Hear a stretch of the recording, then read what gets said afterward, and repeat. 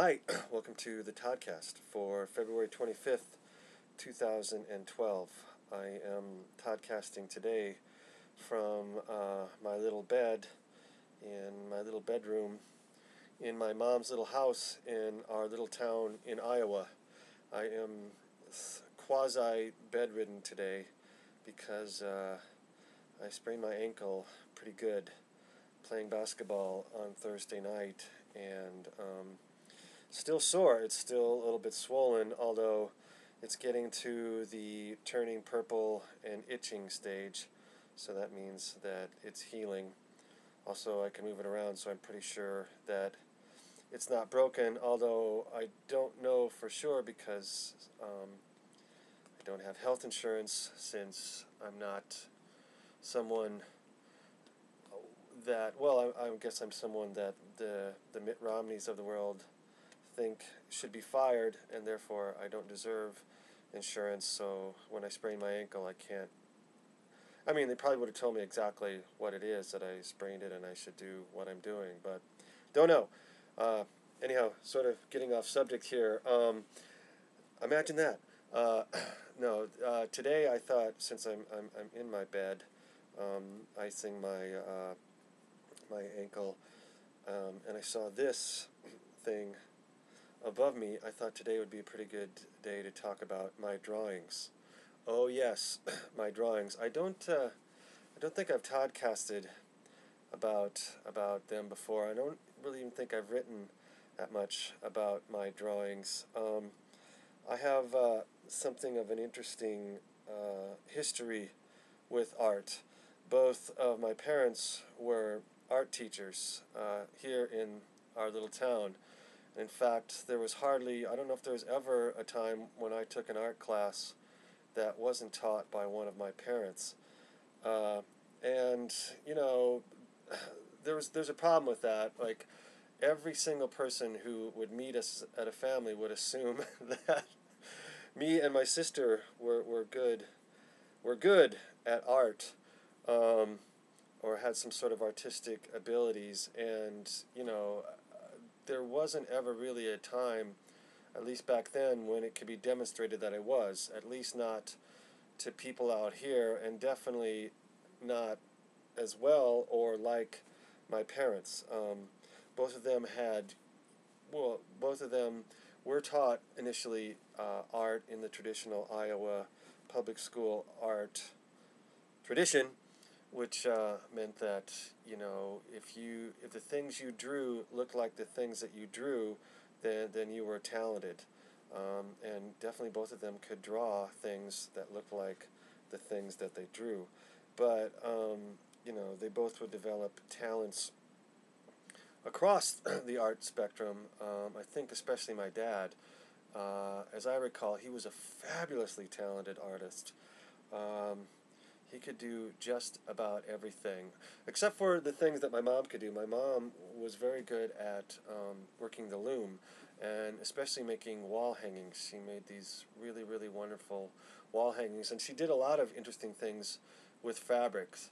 And of course, her stellar genius was her ability to bring out the best artistically in a couple generations of students, in a way that's, by my reckoning, is way more important than being talented at something. If you can bring out the talents in others, which, yeah, she had a genius for that. But my dad, yeah, he did a lot of cool stuff, and the more I think about it, the more I appreciate the things that he did. One of the things, he had this whole series of paintings in the early 70s, that were wood, and in fact they were sort of bas relief, and in different colors, kind of like the colors that I like to do, red and blue, but also yellow, sort of like the Twister colors in a way. And he would paint this sort of actual size American flag, or the kind that you would find, flying over a building or over a school, over some kind of institution. And then the bas relief would be, like, for example, our snowmobile.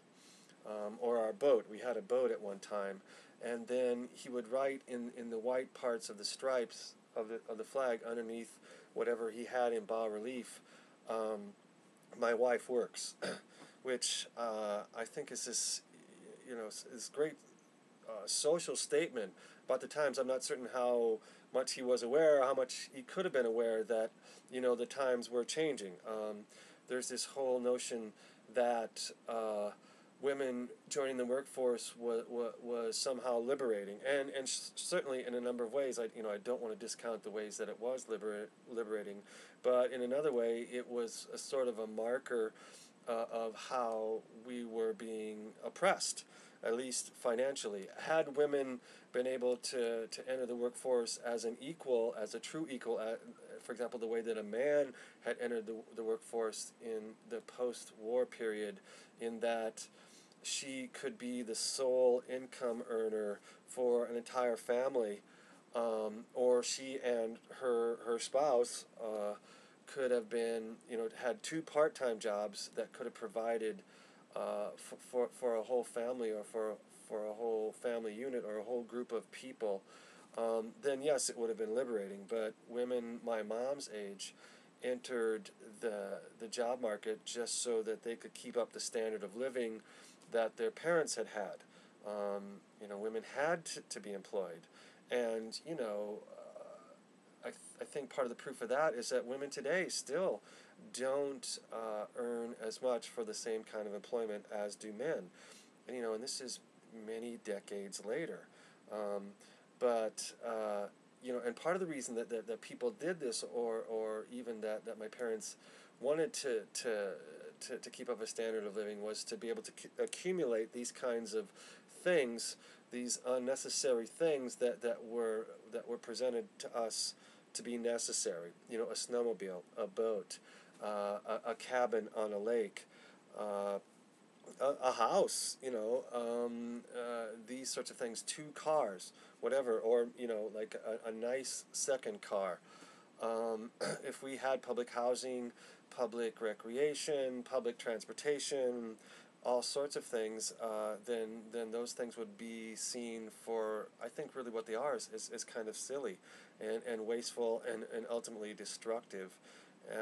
But yeah, it forced both of my parents to work full time, again, just to keep up with their parents, and to keep up appearances.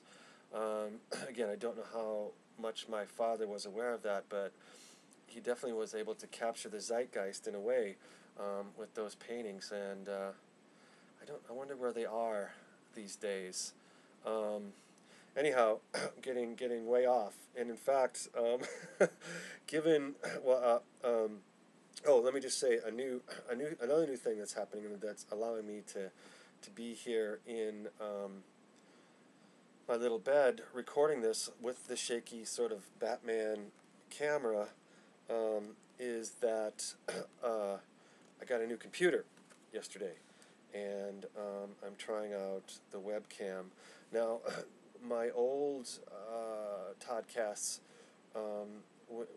which I took with my little Nikon camera, when I tried to upload them to YouTube, it seemed to take forever. And definitely a Toddcast that was as long as this one is already would take forever. So I think I'm going to make this one a two-parter. And I guess hopefully setting up the first part of my what led me to do my drawings, but also maybe to tell you that little story about my dad's work and their times. Okay, so stay tuned. There's another Toddcast right after this, when I'm going to finally start talking about my drawings. All right.